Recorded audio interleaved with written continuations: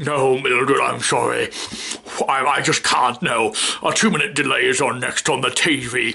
And you know I just adore that program.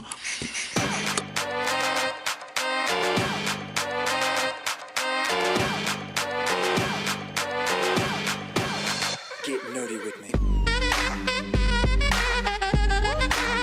Talk nerdy to me. Good afternoon, my name is Mr. Delay. It's time for another 2-minute delay. We're talking about Looking for Alaska by the unstoppable, inescapable John Green. Looking for Alaska it's brilliant, but it's also a problem. And here's why it's a problem. Because when you read it as an adult, sometimes you forget what it's like to be a teenager, and you forget what it is to be angsty and hormonal and crazy and bonkers. And sometimes you don't have the greatest critical thinking skills, and sometimes you don't have the greatest dealing with skills and coping mechanisms. And so a lot of things that happen in Looking for Alaska, you just want to take the characters and shake them by the lapels and go, "What were you thinking? Why did you do that?"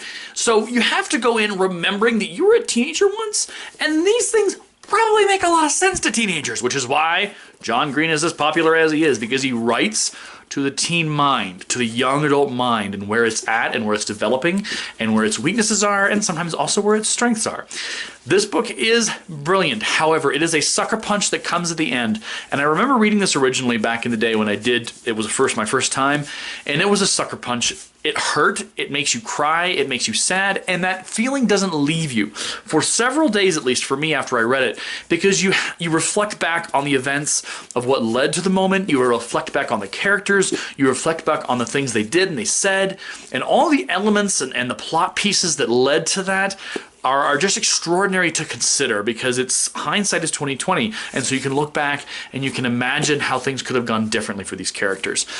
They're not perfect, they're very imperfect. There is a lot of arrogance, there can be a lot of jerky behavior, there can be a lot of things that you wouldn't want to see happen in your best friend. So it's very interesting because it asks good questions about how we relate to each other and how we are friends with each other and how that dynamic can affect our future. My name is Mr. Delay. This has been 2 minutes of delay. You need to read Looking for Alaska. It's absolutely worth it. And because John Green wrote it, it's fantastic. MomDiggity.com, if you will. 12 of the dots, I can't resist that. And what's the core in your wand? I think that ours match, 'cause I know